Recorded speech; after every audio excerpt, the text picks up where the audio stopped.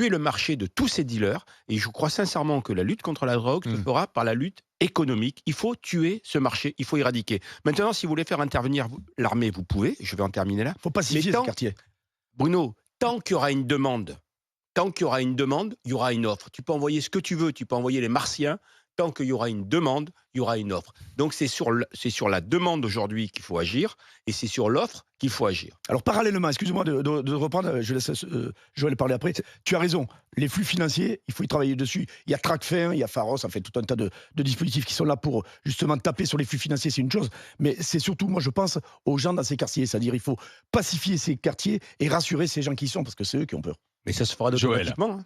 Non mais Bruno a dit qu'il trouvait formidable les mamans, d'ailleurs, parce qu'il y a beaucoup de mamans qui ont pris en main ce quartier. Je trouve ça pitoyable.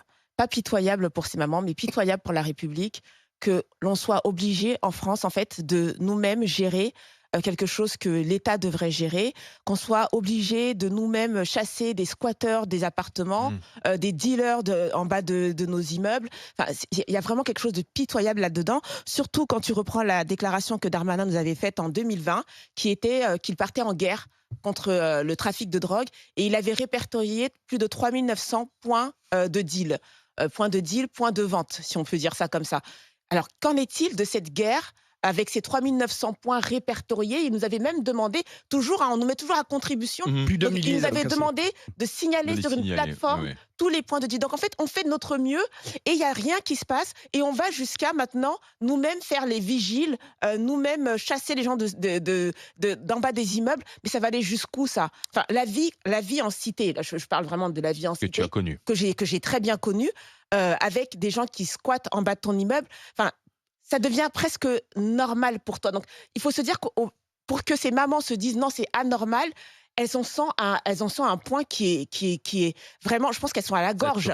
Parce que sinon, je t'assure elles n'en peuvent que plus, quoi, en fait, c'est ça. Je t'assure que c'est ton quotidien d'arriver, d'avoir des gens qui sont assis en bas, sur un fauteuil, installés, c'est là où il faut de la présence. pas cachés, hein, pas dans une cave, à la vue de tout le monde, qui filtre les entrées, qui te porte tes courses dans l'ascenseur. C'est là où il faut ton quotidien. comme l'a dit Bruno.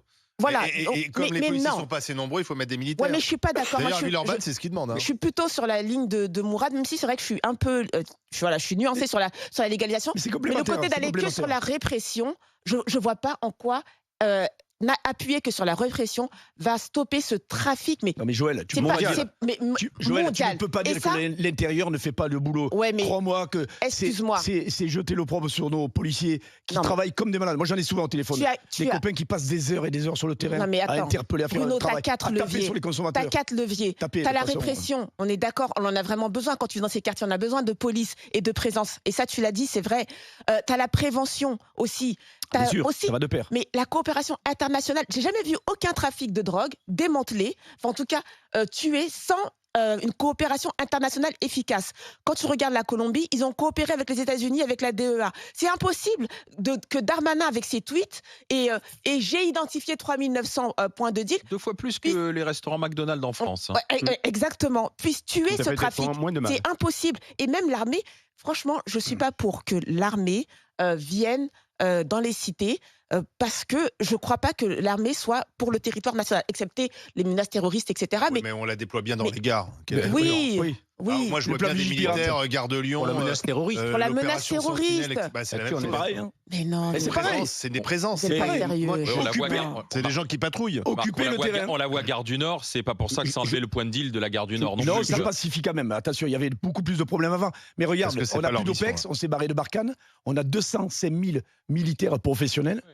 35 000 réservistes. Bien les utiliser. Que font-ils? Il y en a qui travaillent à l'OPEX, attention. Alors justement, concrètement, Mourad, qu'on essaie de comprendre concrètement. Prenons les 2 quartiers dont on a parlé, Pisevin et le Tonkin. Et je ne parle pas de certains quartiers, bien sûr, à Marseille, dans d'autres villes.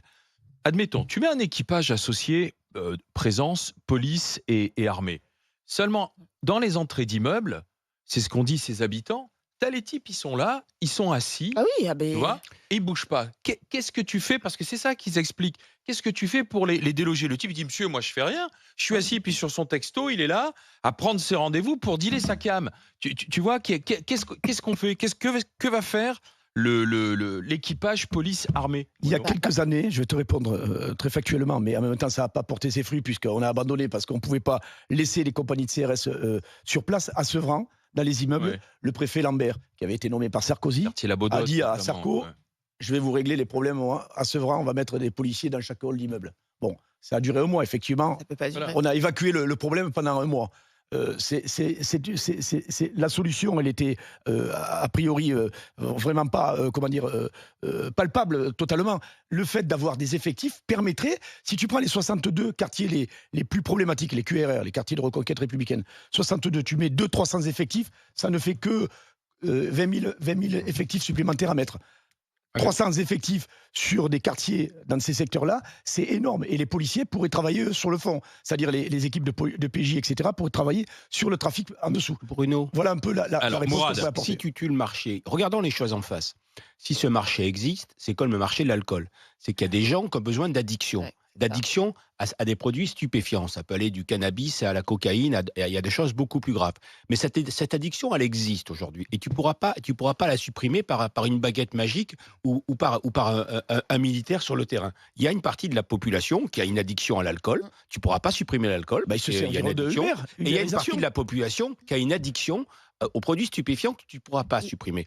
Donc là où il faut agir, c'est sur ce marché qui vide cette addiction. Et ça sera beaucoup plus efficace s'il n'y a plus de marché. Ils On vont se verra. redéployer. Joël? Non, mais ils vont se redéployer Oui, ils autrement. iront ailleurs. Tu sais, tu vas casser, par exemple, moi je vais te dire comment on tue les points de deal aujourd'hui. Il y a une cité très connue à Saint-Ouen, ils n'ont pas tué le point de deal, ils ont tué la cité, ils ont abattu les immeubles. En fait, ils ont rasé la cité. Rénovation urbaine, Tu vois ça ce que, s'appelle. voilà, ils vont voilà.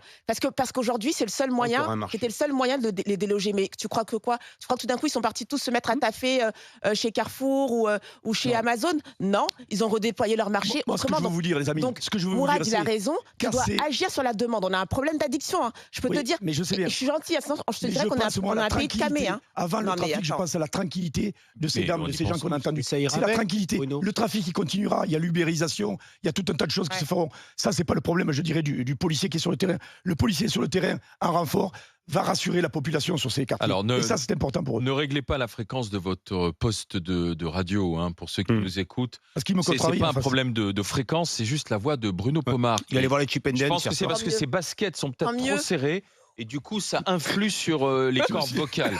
Ça doit être un problème. Bon. Non, j'ai chopé la On va crème. continuer d'en discuter de cette proposition de Bruno pour lutter contre les trafics de drogue. Il va associer la police et l'armée, associés pour lutter dans un instant.